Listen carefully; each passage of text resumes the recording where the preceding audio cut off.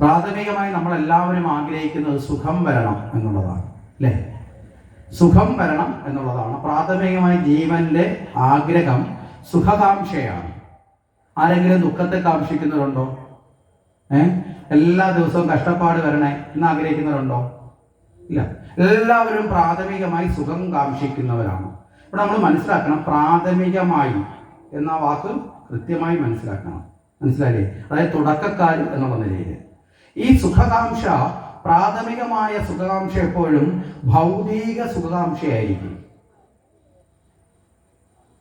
അത് ശരീര സംബന്ധിയായ വിഷയങ്ങളിലുമായിരിക്കും.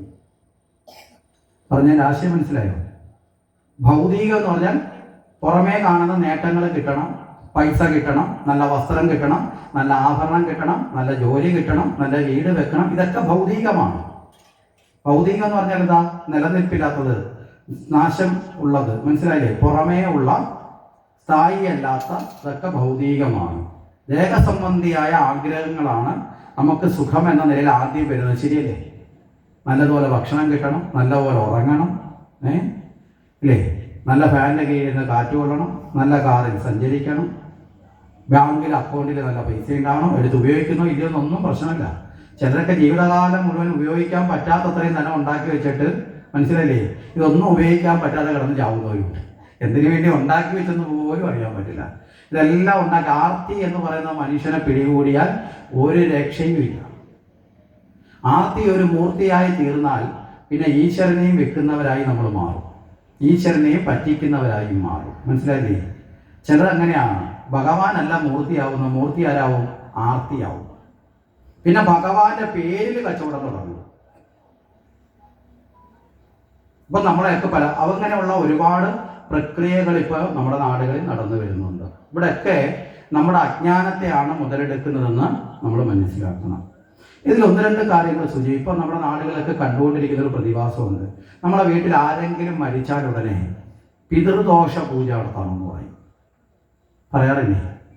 ഇപ്പം പുതിയൊരു കണ്ടുപിടുത്തം. ഒരു 10-35 വർഷത്തിന് മുമ്പ് ഈ പരിപാടി ഇല്ലായിരുന്നു. കുഞ്ഞുങ്ങൾ ജനിച്ചാൽ ഉടനെ പറയും ജനിച്ച കുഞ്ഞിന് എന്തൊക്കെ ദോഷമുണ്ട്, അച്ഛനെ ബാധിക്കും, അമ്മയെ ബാധിക്കും. ഈ ഭയം വന്നാൽ നമ്മൾ എത്ര ലക്ഷം രൂപ ചിലവാക്കി പൂജ നടത്തുമോ? മനസ്സിലായില്ലേ? ഭയം ഉളവാക്കിക്കൊണ്ട് ഈശ്വരാരാധനയിലേക്ക് നമ്മളെ നയിക്കുന്നത് മുഴുവൻ തട്ടിപ്പാണ് എന്ന് തിരിച്ചറിയണം. ഭഗവാനോട് ഭയമല്ല, സ്നേഹവും ബഹുമാനവും ഭക്തിയുമാണ് വേണ്ടത്, ആദരവുമാണ് വേണ്ടത്. മനസ്സിലായില്ലേ? ഭഗവാനോട് സ്നേഹം വേണം, അതാണ് ഭക്തി. ആ സ്നേഹത്തിൽ നിന്ന് എന്തുണ്ടാവണം? ബഹുമാനം ഉണ്ടാവണം. ആ ബഹുമാനം ആദരവാവണം. പറഞ്ഞ ആശയം മനസ്സിലായോ? പേടിച്ചിട്ട് ഒരിക്കലും ഭഗവാനെ ആരാധിക്കരുത്. ഭയം എന്നത് ഈശ്വര ചിന്തയിൽ എന്നല്ല, ജീവിതത്തിൽ തന്നെ ഒരു ദുർഗുണമാണ്. അപ്പൊ ഭഗവാനോട് ഒട്ടും ചേരാത്ത സാധനമാണ് ഭയം. ഇവിടെ ഭഗവത്ഗീതയിൽ ഭഗവാൻ കൃഷ്ണൻ വളരെ കൃത്യമായിട്ട് പറയും, വളരെ കൃത്യമായിട്ടാണ് ഭഗവാൻ പറയുന്നത്, അഭയം തത്വസംശുദ്ധിർ ജ്ഞാനയോഗവ്യവസ്ഥിതി. അഭയം. അല്ലയോ അർജുന, ആദ്യം നീ നേടേണ്ട ഗുണം എന്താണ്? ഒരു മനുഷ്യന്റെ ജീവിതത്തിൽ അടിസ്ഥാനപരമായി അവൻ നേടേണ്ട ഗുണം എന്ന് പറയപ്പെടുന്നത് നിർഭയത്വമാണ്. മനസ്സിലായില്ലേ? അഭയം എന്ന് പറഞ്ഞാൽ ഭയം എന്നത് നമുക്കറിയാം. അതിൻ്റെ മുമ്പിൽ ആ എന്ന ശബ്ദം ചേരുമ്പോൾ സംസ്കൃത പദാർത്ഥ പ്രകാരം ഭയമില്ലാത്ത അവസ്ഥ എന്ന് വരും. മനസ്സിലല്ലേ? അഭയം ഇല്ലാത്തത്. അപ്പം ഭയമില്ലാത്തത് എന്താ? നിർഭയം. ഭയമുള്ളവൻ ജീവിതത്തിൽ എങ്ങനെ പരാജയപ്പെടും എന്നൊക്കെ നമ്മൾ ഇന്നലെ പറഞ്ഞു, ഇല്ലേ? കഴിവുകളുള്ളവൻ പോലും ഭയം വന്നാൽ ടെൻഷൻ അടിക്കും, പരാജയപ്പെടും. നല്ല കഴിവോടുകൂടി പഠിച്ചൊരു കുട്ടി പരീക്ഷാ ഹാളിൽ ചെന്നിരിക്കും, ടെൻഷൻ അടിച്ച് ഭയന്നവൻ പരീക്ഷ എഴുതാൻ പറ്റുമോ? മനസ്സിലല്ലേ? ഏത് കഴിവുണ്ടെങ്കിലും ഭയം വന്നാൽ. അപ്പൊ ഭഗവത് ചിന്തയിൽ ഒരിക്കലും ഭയം ഉണ്ടാകരുത്. ഭഗവാൻ കൃഷ്ണൻ പറഞ്ഞ തത്വമാണ് പറഞ്ഞത് പ്രമാണമായിട്ട്.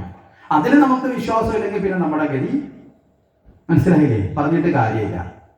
അപ്പൊ ഭയം ഒരിക്കലും ഉണ്ടാവരുത്.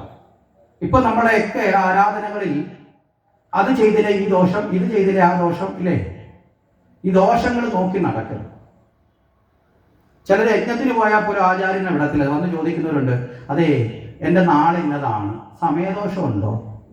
ഈ ചോദിക്കുന്ന സമയത്തൊരു മടല് വെട്ടി അടിച്ച സമയദോഷം മാറും. ഈ ചോദ്യമാണ് നമ്മുടെ നെഗറ്റീവ്. നമ്മളതിന് ഈ ദോഷ സമയം തിരക്കി നടക്കുന്നത്. നമ്മൾ ഏത് നല്ല കാര്യം തുടങ്ങാൻ ആഗ്രഹിക്കുന്ന ആ സമയമൊക്കെ നല്ല സമയമാണ്. അത് ഈശ്വര നിഷേധമല്ല. അതാണ് ശരിയായ ഈശ്വരനെ അംഗീകരിക്കല്. മനസ്സിലായില്ലേ? എല്ലാ സമയത്തും നമുക്ക് ആർജവമുണ്ടെങ്കിൽ, നമുക്ക് നമ്മളിൽ വിശ്വാസമുണ്ടെങ്കിൽ, മനസ്സിലായില്ലേ, നമ്മൾ ചെയ്യുന്ന നല്ല പ്രവൃത്തിയിൽ ഈശ്വരന്റെ അനുഗ്രഹമുണ്ടെന്ന് വിശ്വാസം ഉണ്ടെങ്കിൽ ഏത് സമയത്തും ഏത് കാര്യത്തിലും ഏർപ്പെടാം. പറഞ്ഞു മനസ്സിലായോ? അല്ല നമ്മൾ സമയദോഷം നോക്കാൻ വേണ്ടിയിട്ട് നടക്കരുത്. നോക്കാൻ പോയി കഴിഞ്ഞാൽ കേൾക്കാനിരിക്കുന്നവർക്കറിയാം ഇവൻ വന്നത് എന്തിനാണ്, തലവെച്ച് തരാനാണ്. അവരരച്ച് കലക്കി നമ്മളെ തിരിച്ച് കുളവാക്കി അങ്ങ് തിരിച്ചു വിടും. മനസ്സിലായില്ലേ? അവരപ്പോഴേ ഇല്ലെന്ന് പറഞ്ഞാൽ പറയും, ഓ ഇയാൾ കൊള്ളത്തില്ലെന്ന് പറയും. നമ്മളിപ്പോൾ ഒരു ഡോക്ടറെ കാണാൻ പോകുന്നു നോക്കുക. ഡോക്ടറെ എന്ന് പറയാം, ഡോക്ടറെ ഭയങ്കര അസുഖം, ഡോക്ടർ പറയാം കുഴപ്പമൊന്നുമില്ലെന്നേ, ഇച്ചിരി ചൂടുവെള്ളത്തിലൊക്കെ ഒന്ന് കുളിച്ച് ഭക്ഷണമൊക്കെ ഒന്ന് നിയന്ത്രിച്ചാൽ മതി. നമ്മളെ പറഞ്ഞു വിടുകയാണ്. സത്യത്തിൽ ആ ഡോക്ടർ നല്ല ആളായത് കൊണ്ട് ആദ്യം ഇത്രയും കാര്യം പറഞ്ഞ് നമ്മളെ വിട്ടു. 2 ദിവസം കൊണ്ട് തനിയെ മാറും. നമ്മൾ പുറത്തോട്ടിറങ്ങിയിട്ട് എന്തായിരിക്കും പറയുന്നത്? ഇയാൾക്കൊരു കുന്ത്രാണ്ടോ അറിയില്ലെന്നേ, ഇയാൾ പഠിച്ചിട്ടുള്ള ആളൊന്നുമല്ല, ഇയാൾ ചുമ്മാ തന്നെ പറ്റിച്ചതാ. നമുക്ക് എന്ത് വേണം? നമുക്ക് ഇത്രയും നീളത്തിലുള്ള 10 ഗുളിക കിട്ടണം. മനസ്സിലായില്ലേ?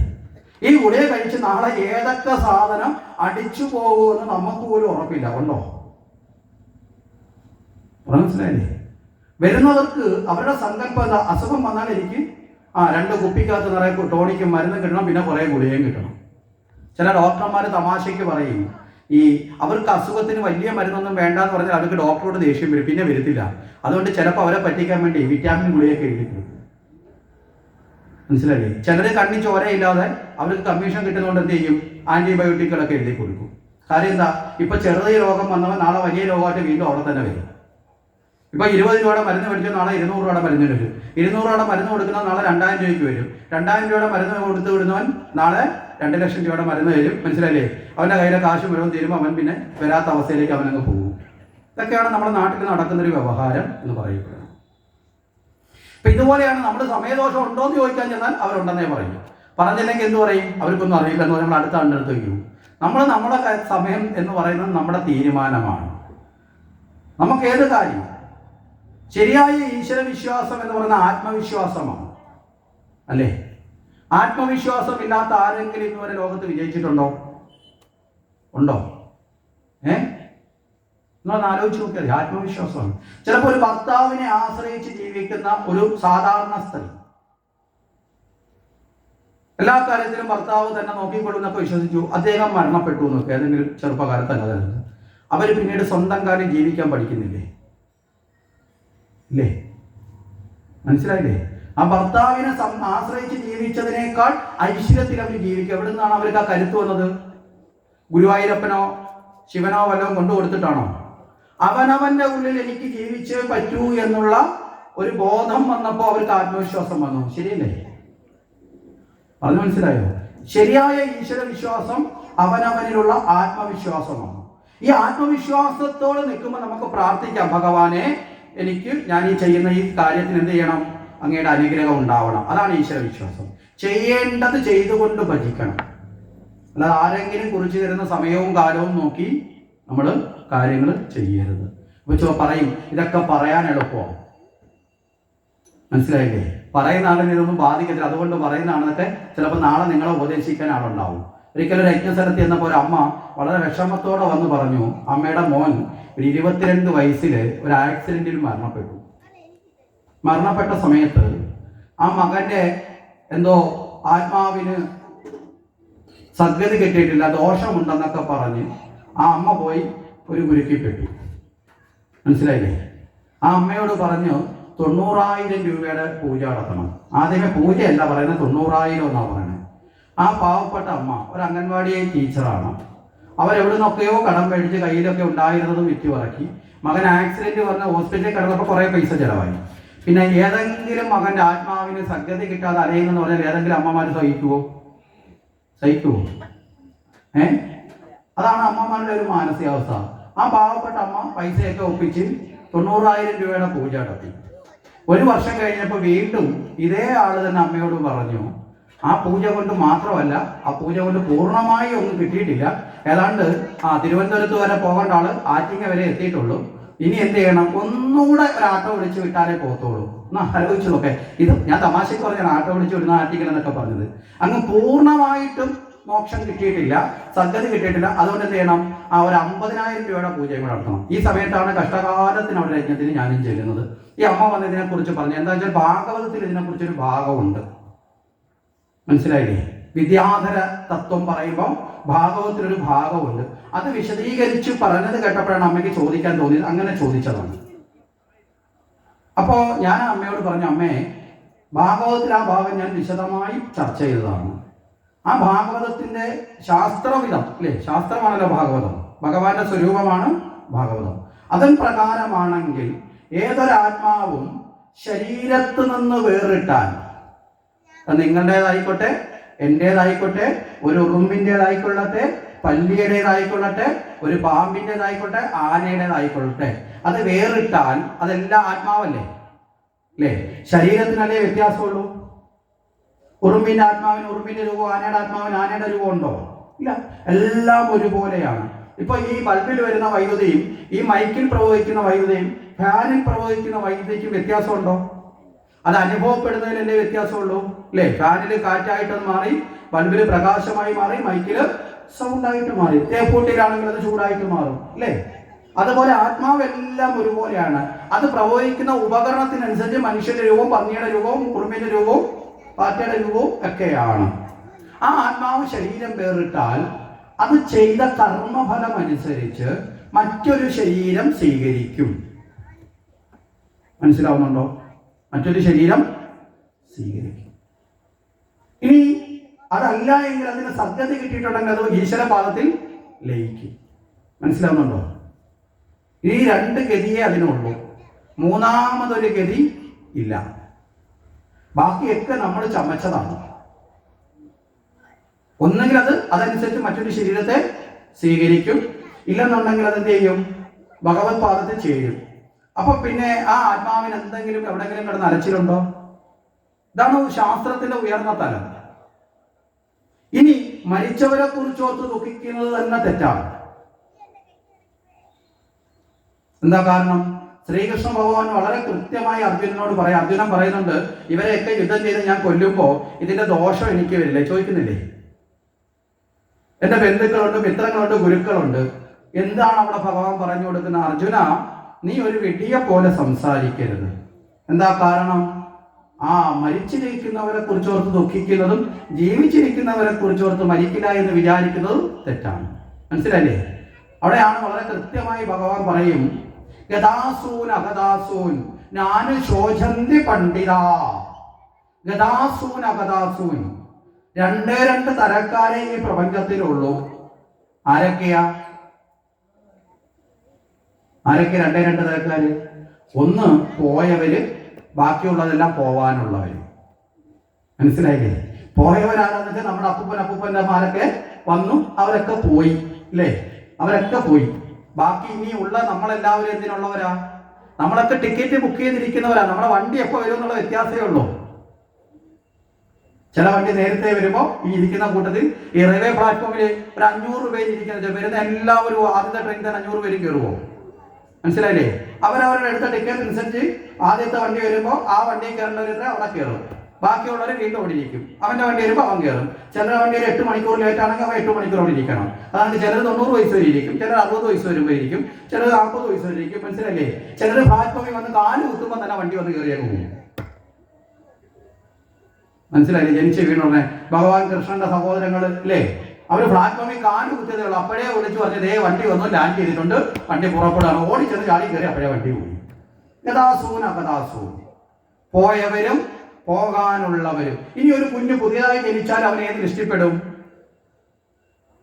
പോയവരിൽ പെടുവോ, പോകാനുള്ളതിൽ പെടുവോ? പോകാനുള്ളതിൽ പെടും. ഇതല്ലാതെ മറ്റൊരു ജീവനില്ല.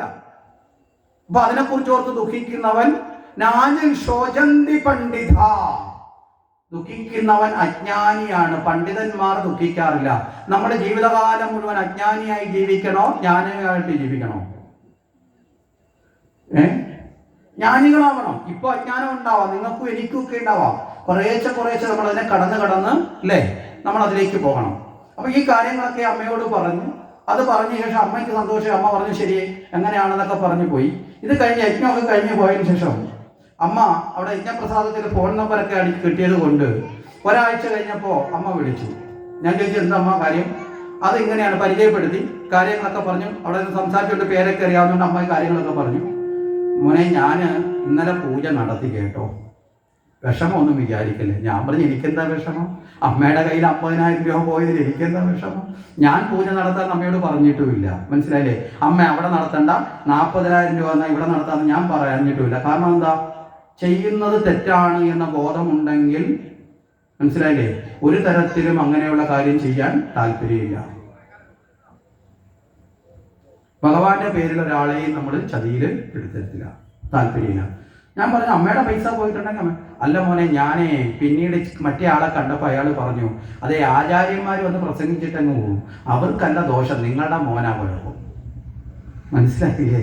അതോടുകൂടി നമ്മൾ കോരി ഒഴിച്ചു കൊടുത്ത വെള്ളം മുഴുവൻ പൊട്ടി കലം തിരിച്ചു വെക്കുന്ന അവസ്ഥയായി. ഇതിപ്പോൾ കേൾക്കുമ്പോൾ വീണ്ടും എന്തായി ഭയം വന്നു. നമുക്ക് ഉറപ്പുണ്ടെങ്കിൽ നമുക്ക് പ്രശ്നമില്ല. നമ്മൾ ഉറയ്ക്കണം, ഈശ്വര ചിന്തയിൽ ഉറയ്ക്കണം. ചിലപ്പോൾ ഞാൻ നിങ്ങൾക്ക് സമയവും കാലവും ഒക്കെ പറഞ്ഞ ആൾക്കാർ ചിലപ്പോൾ പറയുന്ന ആളെ അതൊന്നും അല്ല, സമയവും കാലവും ഒക്കെ പ്രധാനമാണ്. നമ്മൾ നല്ല കാര്യം തീരുമാനം എടുക്കുന്ന സമയം നല്ലത്. വ്യക്തിപരമായി അങ്ങനെ ചിന്തിക്കുകയും പ്രവർത്തിക്കുകയും ചെയ്തുകൊണ്ടാണ് നിങ്ങളുടെ മുന്നിൽ തയ്യാറെടുപ്പോടെ പറയുന്നത്. യാതൊരു വ്യത്യാസവും ഇല്ലാതാണ്. അപ്പൊ നമുക്ക് അത്തരം കാര്യങ്ങളിലേക്ക് നമുക്ക് ചിന്തിക്കാൻ സാധിക്കണം. ഓരോ കാര്യങ്ങളെക്കുറിച്ചും കൃത്യമായി അറിയും. അതുകൊണ്ടാണ് നമ്മുടെ ഏത് വഴിപാടുകൾക്കും ഏത് അർച്ചനകൾക്കും 2 തലങ്ങളുണ്ടെന്ന് മനസ്സിലാക്കുക. ഒന്ന് നമ്മുടെ മുമ്പേ പറഞ്ഞ പ്രാഥമികമായി സുഖകാംക്ഷ കൊണ്ടുള്ള ചിന്തയുണ്ട്, അല്ലേ? ഉണ്ടോ ഇല്ലയോ? അപ്പൊ അതുകൊണ്ട് നമ്മൾ എല്ലാ വഴിപാടുകളും എന്ത് ചെയ്യും? നമുക്ക് കിട്ടാനുള്ള ആഗ്രഹവുമായി ബന്ധിപ്പിക്കും. അന്നേരമാണ് നമ്മൾ ഇതിന്റെ ബോർഡ് നോക്കുന്നത്, ഏത് ചെയ്താൽ ഏത് കിട്ടും. കുങ്കുമാർച്ചന നടത്തിയാൽ ഇത് കിട്ടും, അത് കഴിഞ്ഞിട്ട് എള്ളെണ്ണ കത്തിച്ചാൽ ആരോഗ്യം കിട്ടും, അത് കഴിഞ്ഞിട്ട് വേറെ ഏതെങ്കിലും ചെയ്തു കഴിഞ്ഞാൽ അത് രോഗം മാറും. അപ്പൊ നമ്മൾ അതനുസരിച്ചിട്ട് വഴിപാടുകളെ സെലക്ട് ചെയ്യുന്നു. യഥാർത്ഥത്തിൽ എല്ലാ വഴിപാടും ഈശ്വരാർച്ചനയാണ്, ഭൗതികമാണ്. ഇപ്പൊ ഇവിടെ പറയാൻ കാരണം രുക്മിണി സ്വയംവരാർച്ചന എന്ന് പറഞ്ഞൊരു അർച്ചനയുണ്ട്. നമ്മുടെയൊക്കെ ധാരണ കല്യാണം കഴിക്കാൻ വേണ്ടി നടത്തുന്ന അർച്ചനയാണെന്നാണ്. കല്യാണം നടക്കുക എന്നുള്ളത് നമ്മുടെ ആഗ്രഹം കൊണ്ട് നടക്കും, ഇല്ലെന്ന് പറയുന്നില്ല. അത് അതിന്റെ ഒരു പ്രാഥമിക തലമാണ്. ഉന്നതമായ തലത്തിൽ അതിന്റെ അർത്ഥം എന്ന് വെച്ചാൽ രുക്മിണി സ്വയംവര ദിനത്തിലല്ലേ ഈ അർച്ചന നടത്തുന്നത്. ഇവിടെ രുക്മിണി സ്വയംവരം എന്താന്നാ പറഞ്ഞത്? ജീവൻ പരമാത്മാവിൽ ചേരുന്നതാണ്. ഇവിടെ 2 തരത്തിലുള്ള വരിക്കലുണ്ട്. ഒന്ന് ശരീരഭാവത്തിൽ, മനസ്സിലായില്ലേ, സ്ത്രീ എന്ന ഭാവത്തിൽ പുരുഷനെയോ പുരുഷൻ എന്ന ഭാവത്തിൽ സ്ത്രീയെയോ വരിക്കുന്നതാണ്. അതാണ് കല്യാണം എന്ന് നമ്മൾ സാധാരണ. 2 കല്യാണം എന്നതിന് മറ്റൊരർത്ഥമുണ്ട്, മംഗളം, അല്ലേ? ശുഭകരമാകുന്നത്. എപ്പോഴാണ് ജീവിതം സുഖകരമാകുന്നത്? ജീവൻ പരമാത്മാവിനെ നേടുമ്പോൾ. 2ാമത്തെ വരിക്കല് ഓരോ ജീവനും ആരെ വരിക്കണം? ഭഗവാനെ വരിക്കണം. മനസ്സിലായോ? പരമാത്മാവിനെ വരിക്കണം. അതാണ് ഉന്നതമായ നിലയിലേത്? സ്വയംവര മന്ത്രാർച്ചന. ഏതു പ്രായത്തിലുള്ളവർക്കും മനസ്സിലാകുന്നുണ്ടോ? ഇനിയിപ്പം 70 വയസ്സുള്ള അമ്മ വന്ന് സ്വയംവരാർച്ചന നടത്തി അടുത്ത് നിൽക്കുന്നവർ നോക്കും, എടാ ഇനിയും കല്യാണം കഴിക്കാനുള്ള മോഹം. അങ്ങനെ ചിന്തിക്കേണ്ട ആവശ്യമില്ല. ഏത് പ്രായത്തിലുള്ള നമ്മുടെ ഭൗതികമായ കാമനകളും അതുപോലെ തന്നെ ആധ്യാത്മികമായ ഔന്നത്യത്തോടെ ഉന്നതിയോടുകൂടിയ ഈശ്വര സങ്കല്പവും രണ്ടും ഈ ഓരോ വഴിപാടുകളും എല്ലാ വഴിപാടുകളുടെ എടുത്തു പറയാൻ നമുക്ക് സമയമില്ലാത്തതുകൊണ്ട് എല്ലാ വഴിപാടുകളും ഇങ്ങനെ തന്നെയാണ്. മനസ്സിലാവുന്നുണ്ടോ? അപ്പൊ നമ്മൾ എപ്പോഴും സജ്ജനങ്ങൾ എന്ത് ചെയ്യണം? ഭക്തന്മാര് പ്രാഥമിക തലത്തിൽ തന്നെ കിടക്കരുത്. മനസ്സിലാവുന്നുണ്ടോ? നമ്മൾ എല്ലാ കാലത്തും അംഗൻവാടി പഠിച്ചിട്ട് കാര്യമുണ്ടോ? പ്രൈമറി സ്കൂളിൽ പഠിച്ചിട്ട് കാര്യമുണ്ടോ? ഉണ്ടോ? നമ്മൾ അവിടെ നിന്ന് ഉയരണം. മനസ്സിലാവുന്നുണ്ടോ? ആവർത്തിച്ച് അവിടെ നിന്ന് ഉയരണം. അപ്പം ജീവിതത്തിലും ആചാരങ്ങളും അനുഷ്ഠാനങ്ങളും ഈശ്വര ചിന്തകളിലൊക്കെ നമ്മൾ ഉയരാൻ തയ്യാറാവണം. ഇല്ല എങ്കിൽ നമ്മളെ എപ്പോഴും അതിൽ തളയ്ക്കുന്ന അവസ്ഥ ഉണ്ടാവും എന്ന് നമ്മൾ കൃത്യമായിട്ട് ധരിക്കുക.